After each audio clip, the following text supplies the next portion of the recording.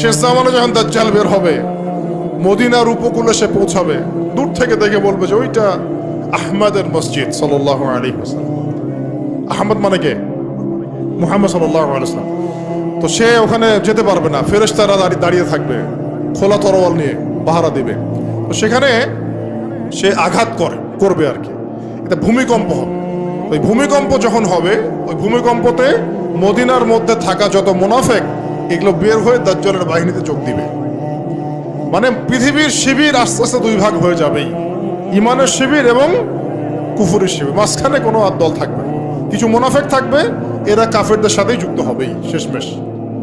শিক্ষার এই দৈন্যতা, দুরবস্থা, 20টা বছর 30টা বছর আপনার জীবন থেকে কেড়ে নেওয়া হলো একটা চাকরির সুরসুর দিয়ে, একটা শিক্ষিত হবেন সার্টিফিকেটের একটা কলা ঝুলাই দিয়ে আপনার জীবন থেকে 20 বছর নিয়ে নেওয়া হয়েছে। এই 20 বছরে আপনি কিচ্ছু শিখতে পারেননি ইসলামে। কিন্তু এই 20 বছর কিন্তু জীবন আর ফিরে আসবে। 20 বছর দূরের কথা, একটা দিন চলে গেলে কি ফিরে আসবে নাকি? অথচ এই 20 বছরে আপনি মুফতি হয়ে যেতে পারতেন। আমরা আফসোস করতেছি এখন। এবং ওই সময় যে সময়টা কেড়ে নেওয়া হয়েছে, ওই সময়টা আমাদের জীবনের সবচেয়ে উর্বর সময় ছিল। ওই সময় আমাদের ব্রেন থাকতো ফটোকপি ব্রেন, একটা পৃষ্ঠা দেখলেই মুখস্থ হয়ে যায়। তখন মুখস্থ করাইছে একদম ছোটবেলা থেকেই। আমি তো শিক্ষা নিয়ে কাজ করতেছি লাস্ট 7 বছর 8 বছর হয়ে গেছে। 7-8 বছর থেকে আমি স্কুলিং করতেছি, আরো বিভিন্ন প্রজেক্টে আছি। ওদের সবগুলো বই শুরু থেকে গোড়া থেকে ঘেটেছি, আমরা ঘাটছি, এখনো ঘাটছি। একদম ছোটবেলা থেকেই বাচ্চাকে শেখায় Jack and Jill, went up the hill. আপনারা পড়ছেন না এগুলো? জনি জনি ইয়েস পাপা, এই কবিতাগুলো একদম ছোটবেলা থেকে প্লেয়ার ক্লাসে, নার্সারি ক্লাসে। ওই কবিতার মধ্যে ওকে মিথ্যা শেখানো হয়। জনি জনি ইয়েস পাপা কবিতাটা দেখেন, ইটিং সুগার নো পাপা, খাচ্ছ কি চিনি খাচ্ছ? বলতেছে কি খাচ্ছি না, মুখের মধ্যে কিন্তু চিনি আছে। তাহলে ছোটবেলায় আমার বাচ্চাকে শেখানো হলো কিভাবে মিথ্যা বলতে হয়। প্রত্যেকটা জায়গায় সমস্যা আছে, প্রতিটা জায়গায় তারা সূক্ষ্ম সুকৌশলে বিষ ঢুকাই দিছে। প্রবলেমের মানে সমস্যার গোড়া যে এত গভীর, কোনটা ছেড়ে কোনটা বলবো আমরা হুঁশ পাচ্ছি না। এই জন্য পুরো মূল সমাধানের জায়গাটা বললাম, ওইটা যদি ঠিক হয়ে যায় বাকি সবগুলো ঠিক হয়ে যাবে ইনশাআল্লাহ। আর এখন বিগত প্রায় 50, 60, 70 বছর থেকে বাংলাদেশে দাওয়াতের কাজ অনেক হয়েছে আলহামদুলিল্লাহ, এখনো হচ্ছে, দৈনন্দিন হয়েই যাচ্ছে ইনশাআল্লাহ। একটা জেনারেশন তৈরি হয়ে গেছে আলহামদুলিল্লাহ, যারা আল্লাহর জমিন, আল্লাহ দিন কায়েমের জন্য জান পর্যন্ত দিতে পারবে। অতএব যেহেতু মুরব্বী কেরাম আছেন আমাদের মাথার উপরে, এবং আমাদের মধ্যে এই চেতনা আছে, আমরা দাওয়াত পেয়েছি, কবুল করেছি, সত্য মিথ্যা চিনতে শিখেছি, বুঝতে শিখেছি। এখন আমার মনে হয় এটাই সবচেয়ে উত্তম সময় বাংলাদেশের জন্য ইসলামকে রাষ্ট্র পর্যায়ে নিয়ে যাওয়ার। এখন যদি আমরা পিছুপা হয়ে যাই, শিথিলতা দেখাই, বা এই অভ্যুত্থানে আমরা যদি পরবর্তী সময়ে ইসলামকে এগিয়ে নিতে ব্যর্থ হয়ে যাই, আমরা আবার 50 বছর পিছায় যাব কিন্তু।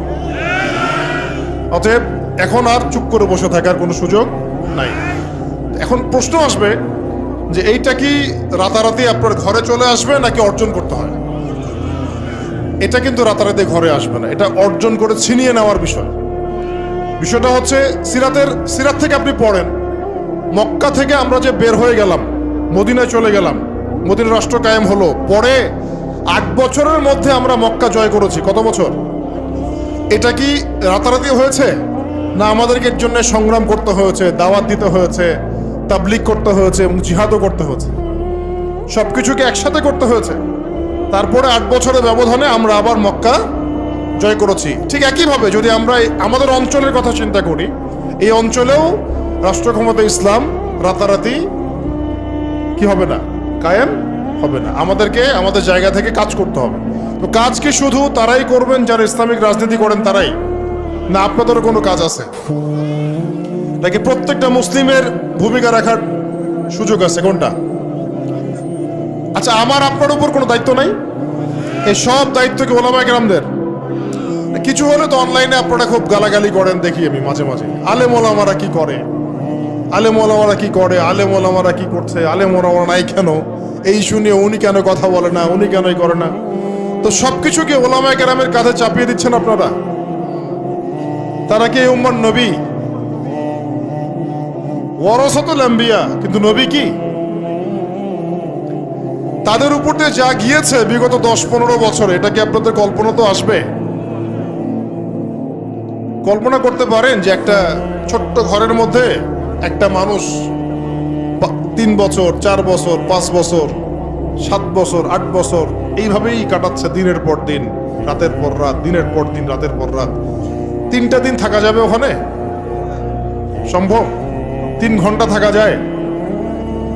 তার ওলামায়ে কেরামদের উপরে কি গিয়েছে এটা তো আপনাদের বোঝা উচিত। কেন ওলামায়ে কেরামগণ উম্মাকে বাঁচানোর স্বার্থে মাঝে মাঝে প্রজ্ঞার পরিচয় দিয়েছেন, দাওয়াতের মেহনত চালু রেখেছেন। কিছু কিছু বিষয়ে তারা কি করেছিলেন? কৌশল অবলম্বন করে উম্মাকে অন্তত ইসলামের দাওয়াতটা অব্যাহত রেখেছিলেন, এই চিন্তা করে যে অন্তত আমরা টিকে থাকি মাঠের মধ্যে, মাঠটা ধরে রাখি। অন্তত যদি আমরা সব একটা একটা করে নাই হয়ে যাই, তাহলে তো জাতিকে দাওয়াত দেওয়ার, তাবলিগ করার, নসিহত করার কেউ থাকবে না। এটা তো একটা ছিল ডিপ্লোমেসি, প্রজ্ঞা। এখনকার সময় আর ওই সময় তো এক না।